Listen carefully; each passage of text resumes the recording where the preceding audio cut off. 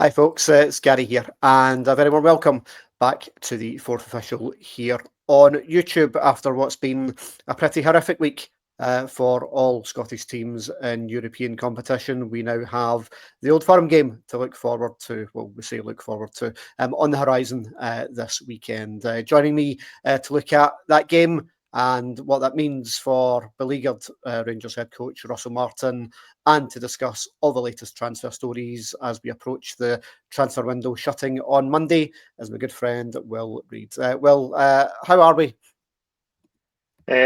Glad not to be talking about the Bruce match, and there's lots of news. So at least there's like pretty things to go through, and it's an Old Firm game, so it doesn't matter the state of play. You always get excited, get the tension, get the feelings. Doesn't really matter how the team's playing. So at least you've got that going for you.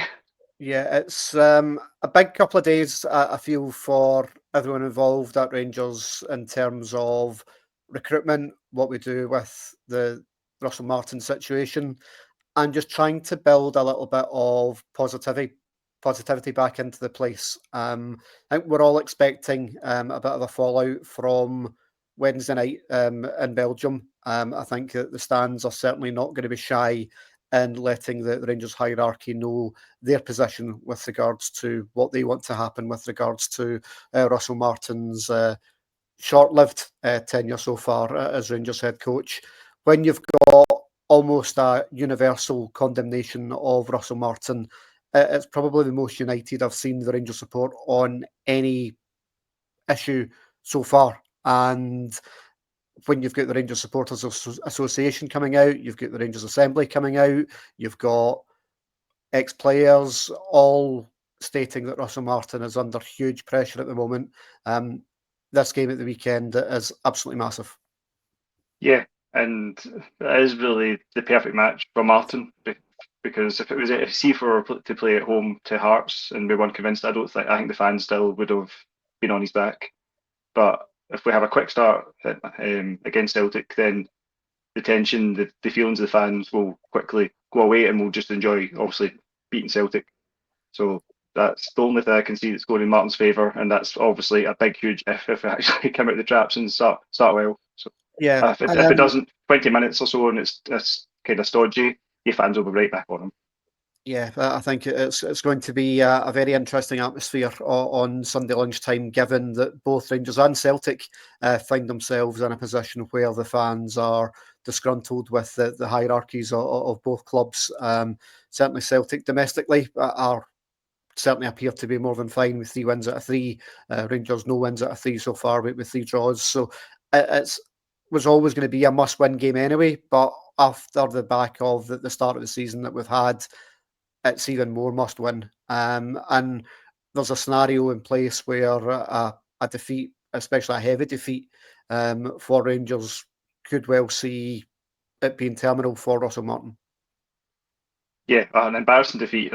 Well, you don't know what the board are thinking in terms of they've guaranteed Martin you're going to get X amount of time no matter what happens. But yeah, I don't see how he could survive, especially a 2 or 3-0 defeat, for example.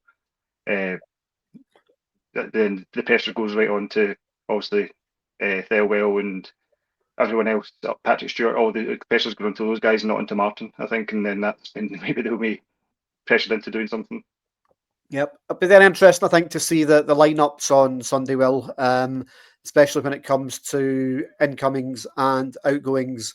Russell Martin has been very vocal, again, post-match in Belgium on Wednesday, about the makeup of this Rangers side and Rangers dressing room, players who have got one eye out of the door, his words. Interesting to think who he's talking about. Nico Raskin certainly appears to be one of those. He's got interest from Wolves, we believe, a fee in the region, a starting point anyway of around about 15 million would be needed to get Rangers to the negotiating table when it comes to Nico Raskin. But when you see his dad coming out with the comments that he's made over the course of the last 24 hours, really throwing significant shade at Russell Martin's measures, it's really hard to see a long-term future for Nico Raskin, and be interesting to see if he's actually involved in Sunday. Yeah, it's just I can understand us selling our assets to bring in money because obviously getting 50 million for Raskin's a great fee.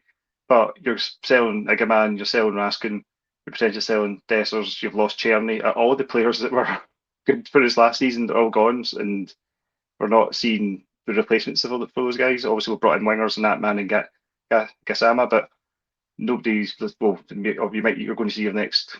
Well, it has to be today, I think. Really, because after these could be too late for signings. I think, obviously, for playing on Sunday. But yeah, you're going to have spare bones God if we sell Raskin, and you don't play new signings. Yeah, one player who may well be involved on Sunday, expecting this deal to be concluded today, is ex-Aberdeen striker Bojan Miovski, currently at Girona. News broke yesterday that Rangers had agreed a fee with Girona, €2.6 million to begin with additional add-ons of roughly around about another €1.5 million. Personal terms apparently agreed as well with the Miovski camp, and it's just pending a medical, which is due to get done today. So all goes well. Miovski will be a Rangers player, and with obviously the imminent sale of Hamza Yaman to Lille, expecting that deal to go through as well in the next couple of days, again for that fee in the region of around about €10 million initially. So it's an area of the park that Rangers certainly needed reinforcements, given the rumours around Dessers and Egeman's imminent departure. But one area of the park that we still absolutely massively need reinforcements is at the back. Centre back, particularly left centre back. Horror show in Belgium on Wednesday night. The Suter-Giga combination just really isn't working. Max Aaron's had a nightmare 8 minutes on Wednesday night. But given all the talk around James Tavernier's potential future, rumours yesterday circulating around a potential move to Birmingham City for James Tavernier, whether that's just rumours, but he's another one who appears to be a bit disillusioned by the direction of traffic under Russell Martin. But given the fact that the Rangers support has been fairly unanimous about James Tavernier's Rangers future over the course of the last year or so, the fact that everyone's clamouring for him to be back in the side instead of Max Aaron's just shows you that the lack of impact that Max Aaron's has had so far. Yeah, I mean, I think we've said this to the previous 2 or 3 managers that what they potentially have been looking to is to move on to try and get that new leadership in the group. And I still agree that probably Tav should move on, but not at the risk of not having any options at all. Yeah, because Aarons hasn't dealt well with the pressure, it feels like, of playing for Rangers yet. And he's been bedded in probably more than he's been. He's been thrown right into left back and then been playing ahead of the captain when he didn't necessarily deserve to. Because a few times I could see maybe the rotation happening, but obviously Aarons has started all the big games recently. Of all the players moving on, Raskin, Dessers, Tav is probably the one I would like to see leave the most of them all because he does need to get moved on. Talking about Cyriel Dessers, AK Athens continue to be linked with Dessers. Reports yesterday suggesting that Verona and also Feyenoord also considering a late move in the window for Cyriel Dessers. If that happens, Rangers will certainly need another striker to come in to replace him. Talk yesterday of initial conversations between Rangers and Everton for the young striker Youssef Chermiti, who was signed by Kevin Thelwell for Everton from Portuguese football for and around about 12.5 million. It's played very, very little for Everton, no goals for Everton in Premier League games so far. And given the criticism that was thrown by Alan McCoy at the Rangers recruitment on Wednesday night about bringing in boys rather than men, another 21-year-old with very limited first-team experience on loan doesn't really fit the bill in terms of, I think, what this Rangers squad needs. Yeah, and I think it's just putting into doubt the scouting network and what we're doing behind the scenes in terms of attracting players. It seems to be somebody that you know about, somebody that Martin knows about, so it's somebody that's already people are aware of. It's not, we've had scouts going out checking out players, let's target this man. Atman's the only player I can think of that seems to be a wee bit of scouting's been done in something's not from the familiar Championship, low level English Premier League. The question I had about Dessers, can he be sold after the Celtic game? Could he pull a Daniel Cousin and have a stormer for us and then get sold on Monday? Absolutely, yeah. Yes. Monday's when the window closes, so yeah, there's every possibility that may well happen.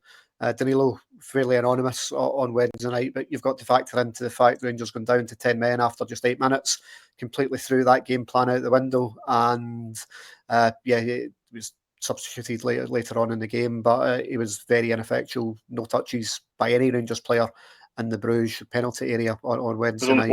Only one touch in the box. Yeah, which is ridiculous, really, for a game of football. But yeah, top end of the park. Miovski certainly looks a lot closer to being done. But yeah, if Dessers goes, then Rangers will absolutely need a replacement. Other transfer rumours in terms of players going out the way.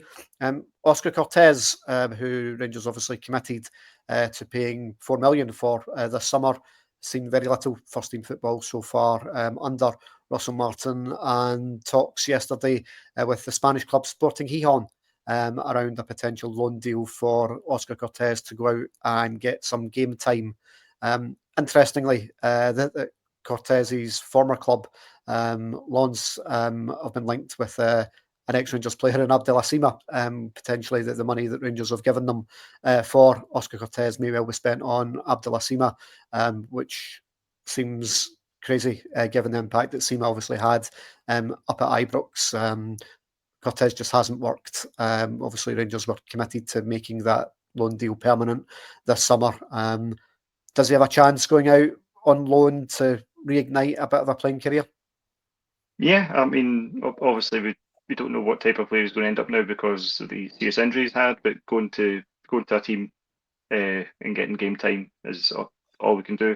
If it is one with an option to buy, then we can move him on. Or if he plays and he does well and comes back, and then he could be a player for us, then potentially. I've always thought someone can maybe remodel into a right back potentially, just the way he's been playing. But yeah, it's just if we can get him off the wage book for a couple of months at least, it's something. Yeah, so he's not going to play. Needs to be playing football, and it looks as if he's certainly behind maybe at least 4 wide players at Rangers when you look at Gassama, Ant-Man, Mikey Moore and Finlay Curtis. So he's certainly behind the 4 of them in the pecking order. So he needs to go out, get some game time and try and re-energise his playing career, still obviously very, very young. Another player linked with the exit door is Nedim Bajrami, left out of the European squad, obviously. Links with Sevilla and Udinese for Bajrami, potentially a loan deal, again with an option to make permanent. A player who very much looks as if he wants to go out now, given the fact he's been left out of that European squad. Very cryptic social media post last week as well from Nedim Bajrami. Best player in the park for me, but against Alloa, albeit that wasn't a very high bar. But another one who has been brought in for big money, hasn't really worked, and might be looking to get flipped. Yeah, somebody I'd like to see play on Sunday because they always seem to have done well against Celtic, against McGregor. But yeah, it's obviously it came in patches for Bajrami, and clearly Martin's not keen on playing him. So if we can get him moved on, again, somebody off the wage books, and be good if we can get a fee, but obviously it might just be an option to buy. But as I said, I think players like Raskin, Dessers, Bajrami, ones that were looking to move on, if we could play all those guys on Sunday, then sell them on Monday, that would be good, because these guys at least have played against Celtic, know what it is actually to beat them. No, I've not any confidence of having Rothwell playing in some of the new signs, and rather play the ones that we know have actually done it, even though it was against a Celtic team that maybe were in second gear because they've already won the league by that point. But yeah, be very interesting to see the makeup of the sides on Sunday, that's for sure. And full coverage of the Old Firm game will be here on the Fourth Official, here on YouTube, and also over on our Patreon channel. It's www.patreon.com/the4thofficial. There you can get all our coverage, our podcasts, our match reactions, all our interviews and long-form columns, all for less than £3 per month. If you're not yet a Patreon subscriber, please come and join us. Plenty of content over there, including tonight we'll be dropping the first of our Euro roundup shows, myself and Connor, looking back at what's been a very troubling week for Scottish clubs in Europe, and that dreaded coefficient word, which is sinking without storm. So myself and Connor recording that this evening. Big thank you to Will for joining us on this one. Thank you to you for watching us.